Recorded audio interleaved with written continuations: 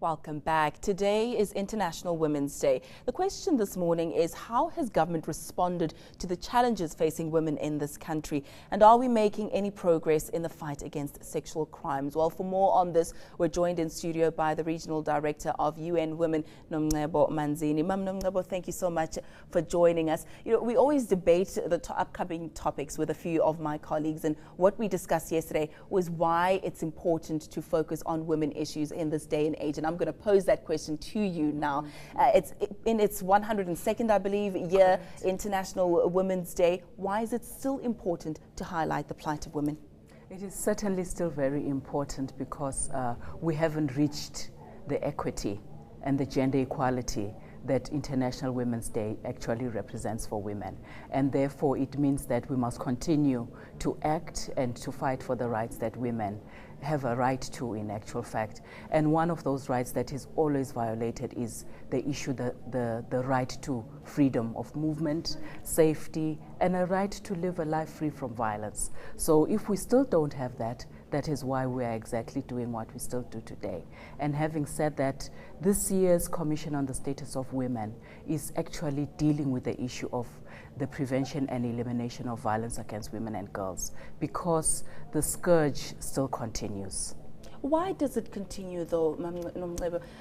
Especially since we've made so many strides as women. You have the working mother, you have women being CEOs in some places, and yet we still see such prehistoric problems that plague the female species still ongoing today. Oppression, not having control over their own bodies or sexualities. Why do we still have these cases? Well, we see that we have it still simply because we have not really dealt with the fundamentals of why we have discrimination against women, the patriarchal norms and values that underpin all the discrimination.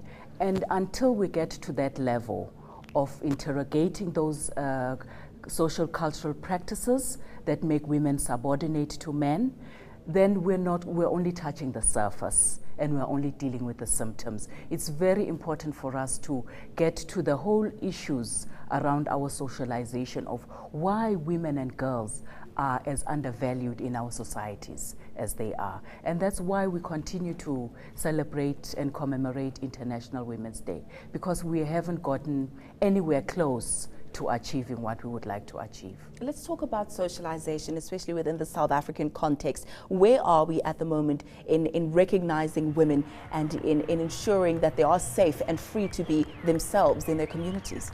Legally, we're doing very well. Legally, the policy frameworks are there, the laws are there. It's the implementation that we all question, and the allocation of resources to ensure that we do the work that needs to be done. That is the major challenge. Changing mindsets, changing attitudes, changing behaviors. That is the challenge that remains. It's deep-seated, it needs a lot of work, it needs collective action, and we all have to do our part. This year for International Women's Day, the theme is "A promise is a promise." The need to take action now. And that's exactly what we are saying. We cannot tolerate any more dying of women and girls. We cannot tolerate any more the rape that we see each and every day in the newspapers. Rapes of children by their parents, by their loved ones. And so this is what we are calling on the nation on. Stop it. We can stop it. Why don't we act together? It's a responsibility for each and every one of us.